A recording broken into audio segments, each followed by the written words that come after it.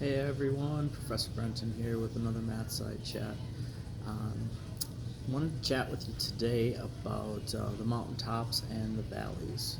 And this applies to Jiu-Jitsu really well, but it also applies to life. And as we go through these chats, hopefully you'll see that Jiu-Jitsu is kind of a metaphor for life. Any situation that you might happen to come across in life, you probably come across a similar situation on the mat. We'll probably do a talk about that eventually. But I want to talk about the highs of life and the lows of life, and tell you that neither one are going to stay. As you go through this life, you're going to have great times in your life, and it might be a week or a day or a year or a couple years where you are on top of the world and everything's going right and things are going great, and one event, something might happen, and all of a sudden your whole world seems like it's falling apart, and you go through that valley, and you might go through a low point for a day or a week or a month, and the same thing as the high. It won't last. It's not going to stay there. You're not going to stay in that valley. All right. So I've been using a metaphor for a long time about life with this mountain and valley thing, and what it basically encompasses is that when you're on the mountaintop, there's no food up there. Stuff doesn't grow on the mountaintops. You can't stay there forever because you need nutrition. You need to come back and be in the valley where the water is, where the plants are, where the animals are, where the nutrients for your body are. The mountaintop doesn't have that. So you can't stay up on that mountaintop your entire life.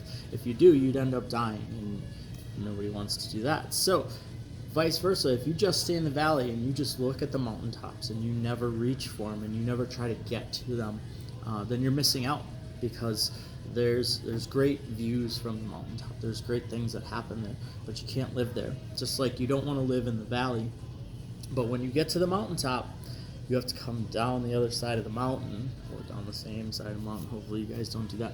But there's another valley on the other side of that mountain that also has life, and it's a different valley, and it might not be as low. It might be lower. But each mountaintop and each valley is its own unique thing. So it's the same thing with Jiu-Jitsu. Sometimes you go through Jiu-Jitsu and you're doing great, and you think, oh man, I really know what I'm doing, and then one person comes along and just smashes you, and you feel like you don't know anything, like you're the worst practitioner that's ever received that color belt or whatever it is. But it's all those mountain tops and valleys. I remember when I received my black belt about 4 and a half years ago now.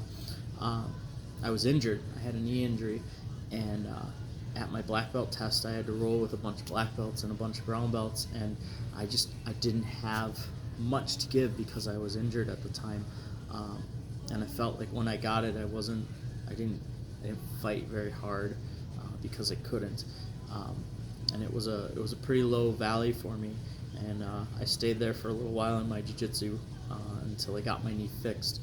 And then months after, I rode a mountaintop and then get back to the valley. So it always goes up and down. So just ride the wave, and you'll have some great views on the mountaintop.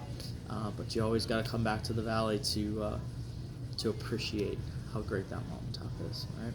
Check out the website, www.fluid-jujitsu.com. Stop in next to Old Country Buffet in Greenfield.